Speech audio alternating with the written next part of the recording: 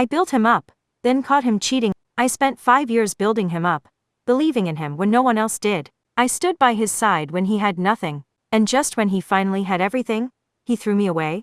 But here's the thing, he didn't just betray me, he did it publicly, right in front of my eyes. And instead of breaking down, I did something he never saw coming. Let's just say, he regrets everything now. Want to know how? Watch till the end, because trust me, you won't believe how the story unfolds. Before we continue, please like and subscribe. Act 1.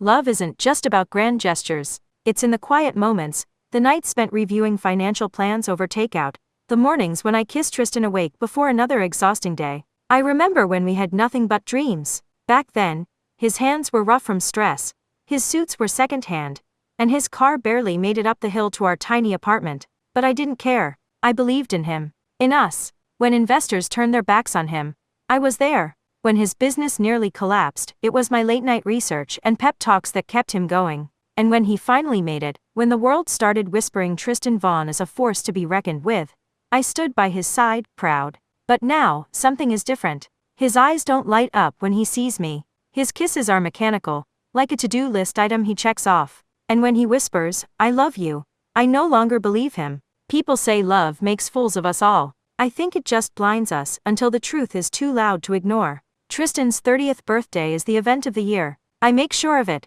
Everything is perfect: the venue, the guest list, the live band playing his favorite jazz melodies. The whiskey is aged 30 years, just like him. Even the candles match his brand's color scheme. Because I know him. I know his preferences, his habits, his little quirks. And yet, he barely looks at me. He arrives late, his jaw tense, his eyes scanning the crowd for something, or someone. When he finally reaches me, he presses a quick kiss to my cheek. No warmth, no tenderness. I might as well be a business associate. I laugh too hard at Oliver's jokes just to fill the silence. I sip my champagne a little too quickly to drown the ache. And then, I see her. She's standing in the adjacent banquet hall, dressed in a sleek designer gown, golden curls spilling over one shoulder. The kind of woman you can't ignore even if you try. She's surrounded by guests toasting her engagement.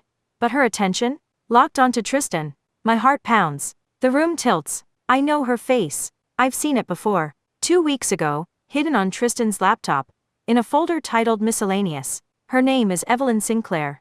His first love. The woman who left when he had nothing. And now she's back, right when he has everything. I tell myself I'm imagining things. I tell myself Tristan would never. But then she walks up to him, her hand trailing over his chest like she owns him. Her voice is silky smooth. "Admit it, Tristan. You still love me." He hesitates. A beat too long. A pause that speaks louder than words. Then he nods. And then, they kiss. Right there. In the hallway. At his own birthday party. In front of his best friend. In front of strangers. In front of me. For a moment, I feel nothing. Just a quiet, eerie stillness, like the world has stopped spinning. Then, the cold clarity sets in. I don't cry. I don't scream. I don't make a scene. Instead, I pull out my phone and press record.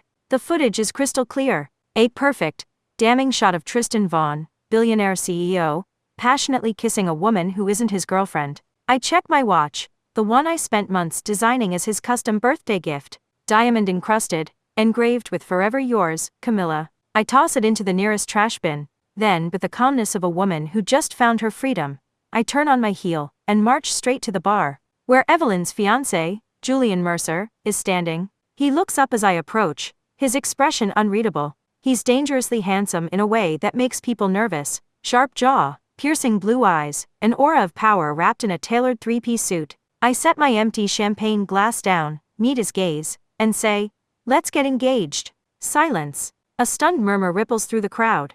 Across the room, Tristan and Evelyn pull apart, their faces morphing from lust to pure shock. Julian arches a brow, amused. Then, slowly, he smirks. And just like that, the game begins. Act 2. Tristan stumbles into our penthouse at 2 a.m., reeking of whiskey and regret. His tie is undone, his usually perfect hair a mess. He looks like a man who knows he just lost everything. "Camilla," I hold up a hand. "Save it. I'm not interested in excuses. Not interested in apologies laced with alcohol and guilt." Calmly, methodically, I gather my belongings. My clothes, my laptop, the little things that belong to me. The apartment is his. I won't fight for it. He can keep his cold, luxury penthouse. He can have his marble floors, his expensive art, his grand skyline view. All I want is my dignity. He watches me, his jaw clenched. He looks like he wants to say something, to fight for me. But he doesn't, because deep down, he knows. He knows he destroyed us the moment he kissed her. I pause at the doorway, my suitcase in hand. I take one last look at him. Not the man I loved, but the man he's become. Goodbye, Tristan. And just like that, I leave. And I never look back. A week later, I'm enjoying my post-breakup glow. Fresh nails, expensive coffee, a new wardrobe that screams independent woman energy. When my best friend, Natalie, calls. You're not gonna believe this. She's right. I don't. Evelyn Sinclair is now Tristan's new assistant. I nearly choke on my latte. Wait. Let me get this straight. He made his mistress his assistant. Yup. So what, is she taking notes in between lap dances? Camilla. Natalie bursts into laughter.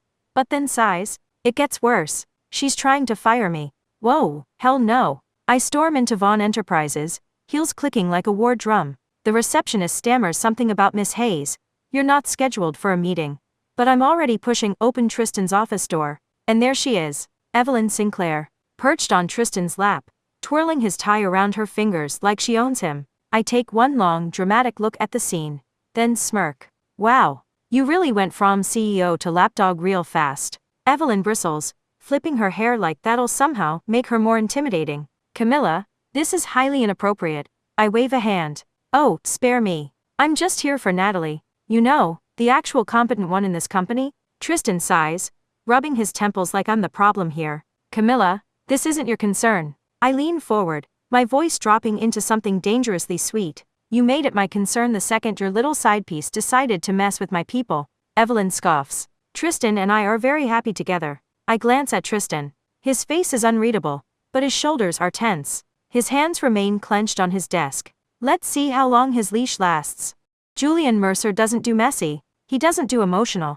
He doesn't do second place. And yet, here we are, two people scorned, sipping wine over an expensive dinner, planning the ultimate power move. Fake an engagement with me, I propose, twirling my glass, and let's destroy them together. Julian leans forward, his expression unreadable. Why fake it? His voice is smooth, deliberate. Marry me for real. I blink. Not the answer I was expecting. You don't even like me, I point out. I don't like most people, he counters, but I respect you. And together, we'd be unstoppable. It's tempting. Julian is rich, ruthless, a master strategist, and most importantly, he hates Evelyn just as much as I do. I tilt my head, considering. So, this would be a business arrangement? With certain perks if you're interested. His smirk is wicked. I roll my eyes, but don't deny the shiver that runs down my spine. This could work.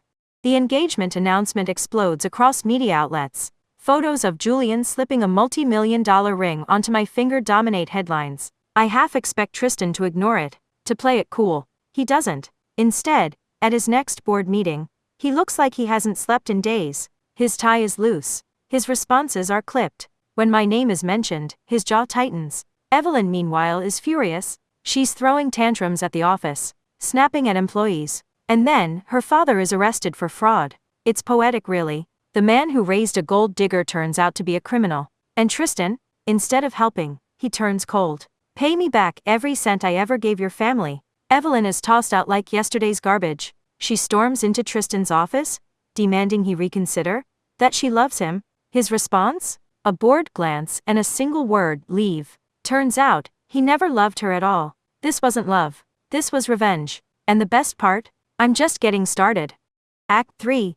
It happens on a Wednesday. An ordinary night. I'm curled up on my couch, sipping wine, flipping through wedding venue options with Julian, for our engagement, which is currently the talk of high society. Then, a loud knock at my door. I already know who it is before I open it. And sure enough, there he stands. Tristan Vaughn. Disheveled. Drunk. His shirt wrinkled, his eyes bloodshot, and in his trembling hand, a diamond ring. Camilla, I love you. His voice cracks. I was a fool. Please come back. For a long moment, I just stare at him. Then, I laugh. A full, deep, belly laugh. This is it? This is his grand apology? A ring and a drunken confession now, after he burned everything we had to the ground? I shake my head, my amusement fading. Tristan, tell me, what's my favorite color? His brows furrow. What? My favorite food? Silence. My favorite movie? Nothing. I stepped closer, lowering my voice to a whisper. You never knew me, Tristan. And I stopped loving you the moment I saw you kiss her. His face crumples, but I don't care. I close the door in his face and return to my couch, where Julian is sipping his whiskey like he just watched an excellent piece of theater. Well, that was pathetic, he muses. So pathetic. I clink my glass against his. Tristan Vaughn is nothing but a cautionary tale now. And I have a future to plan. Things are going too well. That should have been my first warning. Julian and I are the city's most powerful couple. Every business deal we touch turns to gold. Our engagement is still dominating headlines and people love the idea of us. Camilla Hayes, the woman scorned, finding love in the arms of her ex's greatest rival. Then, one evening, I climb into his car, and my world tilts. A folder sits on the passenger seat. I open it, and find explicit photos of Evelyn Sinclair. My breath catches. Julian slides into the driver's seat like nothing's wrong. Like my fingers aren't trembling as I flip through evidence of a twisted game. I inhale sharply. This is why she left you, isn't it? You blackmailed her. Julian shrugs, adjusting his cuffs. I don't like being played. My stomach tightens. I should be disgusted. I should be scared. Instead, I laugh. Because of course Julian isn't the knight in shining armor. You really are a villain, aren't you? I murmur. He smirks. And yet, you're still sitting here. I glance down at the folder one last time. Then, slowly, deliberately, I close it. Some people might run. Some might scream. Me? I just tilt my head, considering. Because maybe, just maybe, I was never meant to be the hero either. The next morning, we drive to meet my parents. Julian's hand rests on the gear shift, close to mine. Not touching, just there. The weight of everything. Tristan, Evelyn. The chaos we unleashed lingers in the air. But for the first time in a long time, I feel light, not burdened, not heartbroken, just free. Julian glances at me as we pull into the driveway. Ready to face the future? I meet his gaze. His eyes aren't warm. They aren't soft. But they are steady. And maybe, after everything I've been through, that's enough. I take his hand. And I smile. Absolutely. Story ends. If you caught your partner cheating on camera, would you walk away in silence like a boss or go full on dramatic revenge mode? Drop your answer below. #team walkaway or #team revenge.